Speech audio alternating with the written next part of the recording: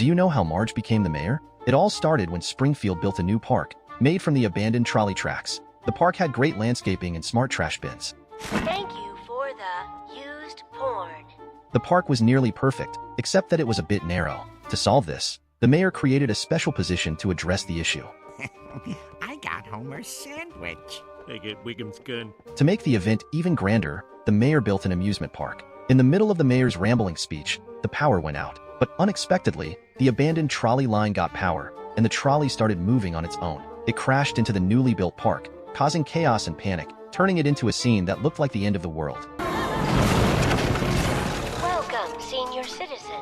The trolley finally derailed, crashing to the ground. At a press conference, the mayor didn't reflect on the accident. Instead, he seemed proud of it, since it made Springfield more unfortunate than Detroit and Cobble. Marge was confused, wondering why the mayor didn't at least try putting some wedges under the wheels. The mayor responded, managing the city was far more complicated than Marge's nail care or hairdressing. A sexist joke from the mayor shifted everyone's attention. He then suggested that, as a woman, Marge should be more helpful by cutting the cake. This is the last time I'm doing this. Back home, Marge grew more upset, realizing the mayor was not only incompetent but also sexist. Lisa, however, believed that someone as logical and caring as Marge would be the perfect mayor for Springfield. Just as Homer was about to disagree, Bart chimed in, saying that if Marge became mayor, they could get away with more mischief.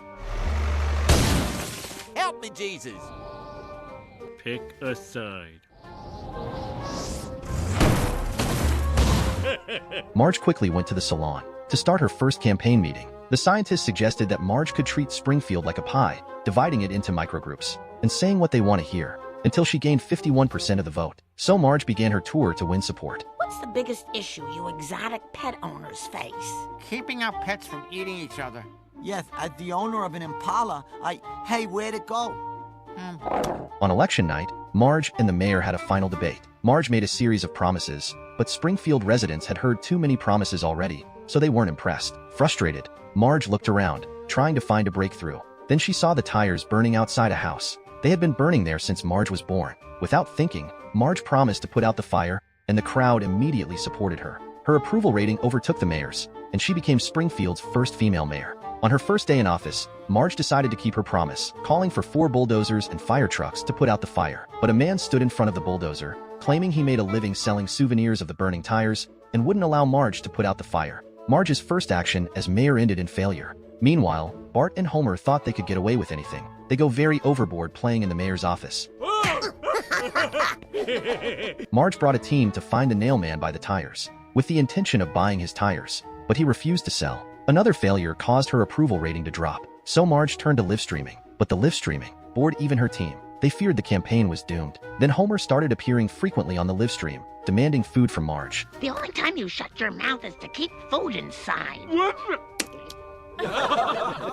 Homer's antics made everyone laugh, and surprisingly, Marge's approval rating began to rise. The people were tired of political promises and preferred to watch a clown instead. Marge's team reported this discovery, telling her that politicians are just like influencer. They encouraged Marge to let Homer embarrass himself on screen, which quickly gained applause from the public. From then on, wherever Marge went, she would bring Homer along and make him embarrass himself, all to make people laugh. So Homer became Springfield's first doofus. Although Marge intends to do something about it herself, but she realizes that the only way to win over the people is to mock Homer, to cater to the public. Thanksgiving Day parade there will be a large balloon in the shape of Homer. Marge initially thought it wasn't too bad. Though Marge's political career continued to rise, she felt increasingly guilty about her actions. She drove to visit the former mayor, asking how he balanced work and family. The former mayor thanked her, telling her he had no family during his time in office, and was finally able to spend time with his loved ones. Marge thought she understood. I swear this is the last time.